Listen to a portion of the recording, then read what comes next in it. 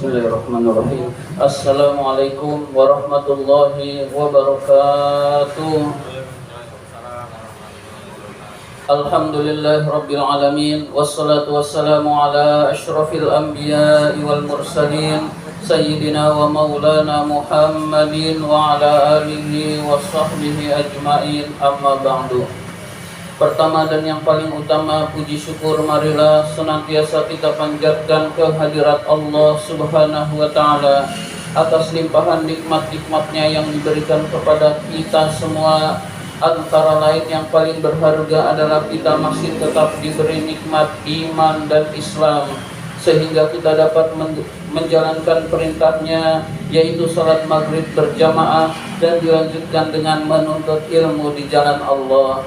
Salawat dan salam semoga Allah limpahkan pada junjungan kita baginda Nabi besar Muhammad sallallahu alaihi wasallam beserta para keluarganya, para sahabatnya, dan kepada kita sebagai pengikut ajarannya. Marilah kita awali taklim kita dengan membaca surat Al-Fatihah. Mudah-mudahan kita semua mendapatkan ilmu yang bermanfaat, diberikan kesehatan oleh Allah Subhanahu wa Ta'ala, diberikan rizki yang banyak, yang halal dan yang berkah, serta dimudahkan urusan-urusan kita, dan kita dijaga dari segala macam musibah, bencana maupun penyakit. Ala hadhihi niyah wa ala kulli niyatin sholihah wa ila hadratin nabiyil mustafa Rasulillah sallallahu alaihi wasallam wa ila muallifi hadzal kitab asy-syekh Imam Barakatil Anam Abdullah Ba'lawi Al-Haddad rahimahullah, nafanallahu bi wa bi'umi fid dharain amin. Al-Fatihah.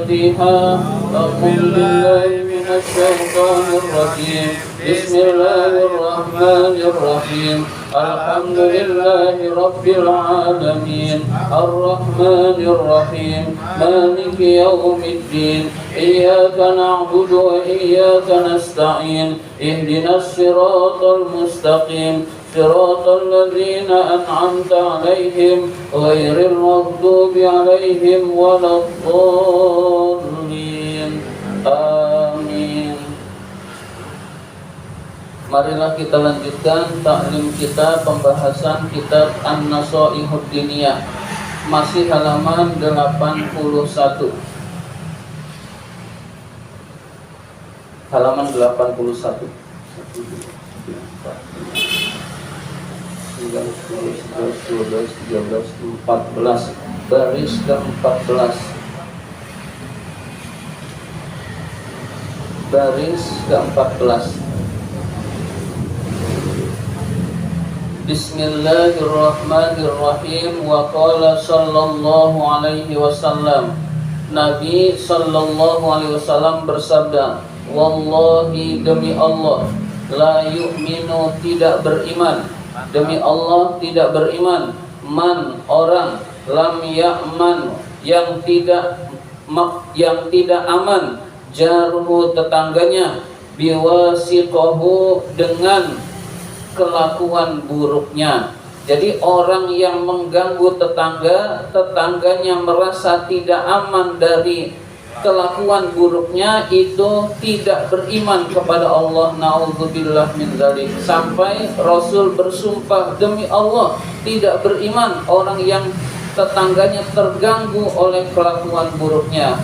Yakni bidzalika, yang dimaksud dengan yang demikian itu adalah, yang demikian itu adalah maksudnya syarruhu, keburukannya. Jadi dia sering mengganggu tetangga. Wa azahu, gangguannya.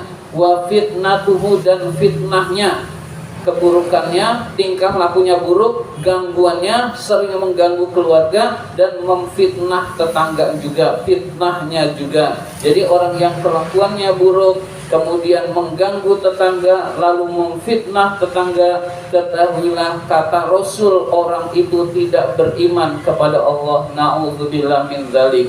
Jadi kepada tetangga yang baik, kepada tetangga jangan menyakiti, kepada tetangga jangan mengganggu. Kalau bisa lebih banyak mengalah, itu lebih bagus, lebih dicintai oleh Allah. Jadi lebih banyak mengalah, lebih dicintai oleh Allah. Hadirin sekalian, Wallahu a'lam, Allah Subhanahu wa taala lebih mengetahui. Wa haqqul jari azimun, hak tetangga itu besar. Jadi hak tetangga itu besar. Jadi harus kita penuhi hak tetangga tersebut. Wal ihsanu ilaihi, dan berbuat baik kepada tetangga, min ahammil muhimmati, termasuk urusan yang penting, fid dini, di dalam agama. Jadi jangan kita remehkan, ternyata berbuat baik dengan tetangga termasuk urusan yang paling penting di dalam agama kita, hadirin sekalian, sampai menentukan keimanan seseorang, hadirin sekalian. Berarti ini urusan penting, karena sampai dianggap tidak beriman orang yang mengganggu tetangga. Wala yatimul ihsana, tidaklah menyempurnakan kebaikan, illa, kecuali bikafil aza anhu, dengan menghilangkan gangguan kepada tetangga. Jadi orang yang ingin berbuat baik kepada tetangga, pertama tidak mengganggu tetangga. Jadi tidak mengganggu tetangga, nyetel musik keras-keras tengah malam lagi, nah itu namanya mengganggu tetangga, hadirin sekalian. Atau enggak semua orang suka musik, hadirin sekalian. Saya termasuk yang gak demen, hadirin sekalian, ya. Tapi ketika ada tetangga yang nyetel musik, saya sabar, ya. Jadi nggak jadi masalah, hadirin sekalian. Yang terpenting adalah kita tidak mengganggu tetangga. Wa ihmalul adza minhu. Nah, kita akan sempurna berbuat baik kepada tetangga. Pertama, tidak mengganggu. Yang kedua, ihmalul adza, menanggung gangguan, minhu, dari tetangga, in azaka, jika dia mengganggu atau menyakitimu. Jadi menanggung gangguannya, sabar terhadap gangguan, ma'astina il ma'rufi, dengan tetap berbuat baik kepada tetangga. Jadi tetangga kita berbuat baik buruk kepada kita, lalu kita tanggung gangguan tersebut, tetap berbuat baik kepada tetangga, itu yang bagus, hadirin sekalian. Wa badlul ihsani, mencurahkan kebaikan, ilaihi, kepada tetangga, hasbal istitoati, semaksimal kemampuan kita, semaksimal kemampuan, hadirin sekalian. Jadi kalau kita punya makanan, ingat tetangga. Kalau kita punya rezeki, ingat tetangga. Itu yang bagus, hadirin sekalian. Ya minimal yang umum makanan. Kalau uang kan agak nggak enak ngasih tetangga, itu agak nggak enak. Minimal kalau lagi dapat oleh-oleh, habis jalan-jalan, ingat tetangga. Nah ini yang bagus, hadirin sekalian. Itu yang disebut dengan berbuat baik kepada tetangga, tidak menyakiti tetangga, sabar terhadap gangguan tetangga, dan memaksimalkan berbuat baik kepada tetangga, hadirin sekalian. Wahtimalul wazalika, yang demikian itu maksudnya adalah menanggung gangguan dari tetangga, berbuat baik kepada tetangga, tidak mengganggu tetangga. Itu adalah wasfu, sifat kullu mu'minin, setiap orang yang beriman. Jadi berbuat baik kepada tetangga itu adalah ternyata sifat dari seluruh orang yang beriman kepada Allah. Kamilul imani, yang sempurna keimanannya. Jadi yang sempurna keimanannya. Jadi kalau tidak enak dikit, kita sabar, diganggu sedikit kita sabar, dan tetap berbuat baik kepada tetangga, hadirin sekalian. Kama qala sallallahu alaihi wasallam, sebagaimana Rasulullah sallallahu alaihi wasallam bersabda, ahsin, baguskanlah, mujawarataman, bertetangga dengan orang, jawaroka, yang bertetangga dengan kamu, takun, maka jadilah kamu mukminan, orang yang beriman. Nah, ciri orang beriman ternyata diantaranya sholat, diantaranya puasa, bayar zakat. Nah, berbuat baik kepada tetangga, maka itulah ciri orang beriman juga, hadirin sekalian. Maka kita yang mengaku diri kita beriman kepada Allah, hendaklah berbuat baik, membaguskan hubungan dengan tetangga, hadirin sekalian. Wa ahaqqul jirani, orang tetangga yang paling berhak bil ihsani, dengan perbuatan baik, adalah al aqrabu minhum, orang yang paling dekat, mereka yang paling dekat, baban, pintunya, ilaika, kepadamu. Jadi ilaika, kepadamu, ya, ilaika, kepadamu, titik. Jadi siapa tetangga yang paling berhak mendapatkan perhatian kita? Yang pintu rumahnya paling dekat dengan kita, hadirin sekalian. Itu yang lebih kita perhatikan, hadirin sekalian. Baru sebelahnya, baru sebelahnya, baru sebelahnya, hadirin sekalian. Maka dengan demikian tidak ada kecemburuan sosial. Misalkan yang jauh dikasih, yang dekat nggak dikasih, ini kan bikin tidak enak, hadirin sekalian, dan bikin perasaan tidak nyaman, dan itu tidak baik, hadirin sekalian.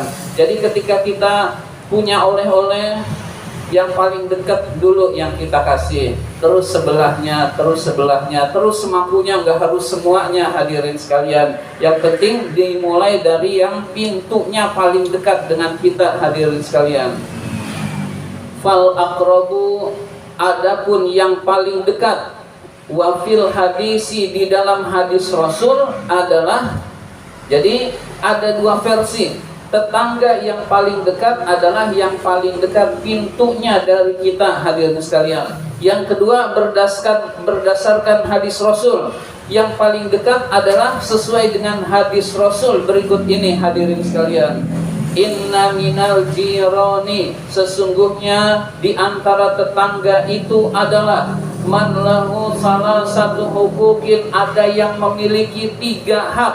Jadi tetangga itu ada yang memiliki 3 hak, hadirin sekalian. Wahwa, yaitu al jaru, dia tetangga, al muslimu, dia muslim beragama Islam, Zul qarobati, dan dia masih memiliki hubungan kerabat dengan kita, hadirin sekalian. Nah, ini punya 3 hak.